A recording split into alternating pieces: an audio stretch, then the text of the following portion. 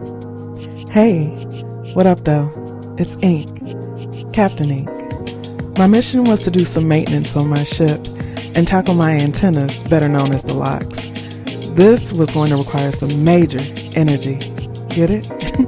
Here are the co-stars: apricot oil, mousse, dynamic duo, water and oil, never hurt anybody, and board brush, and the rat tail comb. Also, if you happen to be in the mood to do your hair, grab your combs, brushes, libations, and patience, and let's get into it. First, I'm spritzing down my locks with some water and oil mixture to make sure that my hair is properly hydrated. On to brushing my hair to get a better view of the tapestry I'll be working with, a better look at the lay of the land, if you will. Now it's time to part.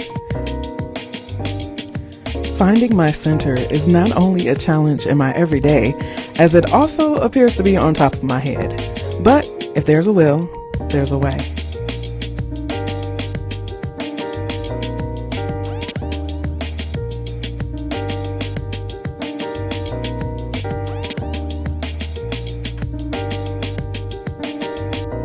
Now I'm just combing through my coils to ensure that while I work, my overgrown strands don't snap unnecessarily.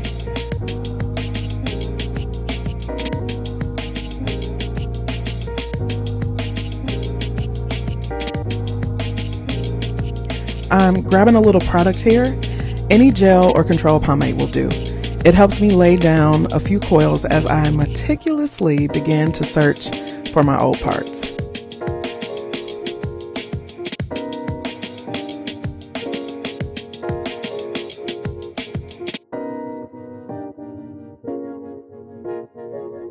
Now that I've pretty much found the center of gravity in my scalp, it's time to get one side of my hair out of the way.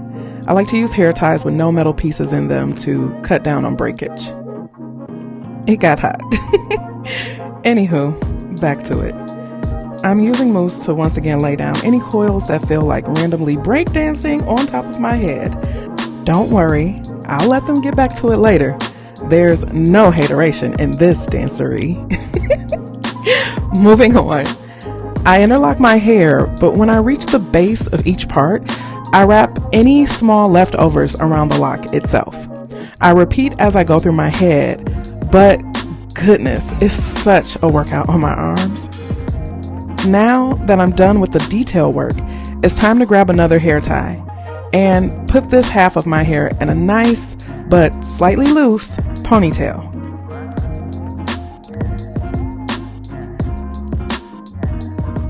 Not trying to pull my brains out, folks.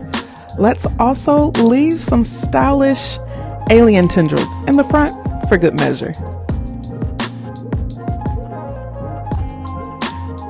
Now, what we're going to do is shimmy a little bit, of course, but more importantly, we're going to twist the ponytail up and in one direction. I aim towards the direction of the part. Then we secure the space bun with another hair tie. Ta-da!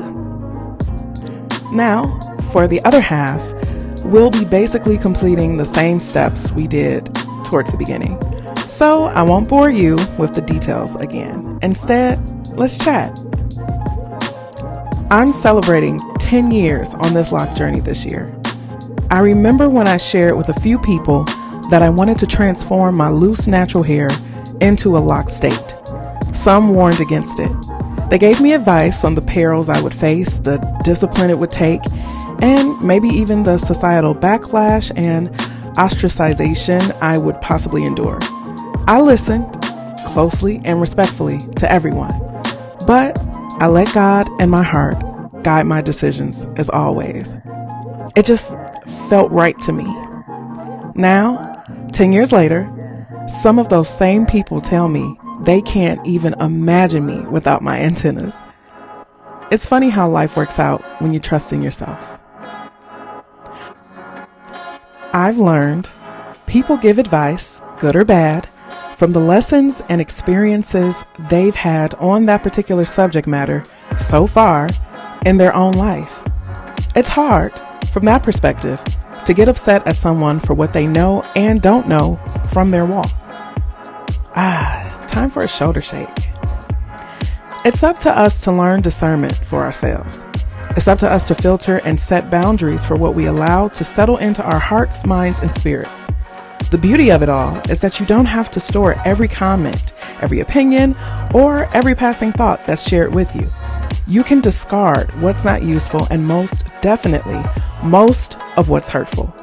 The stings that linger may require a different approach.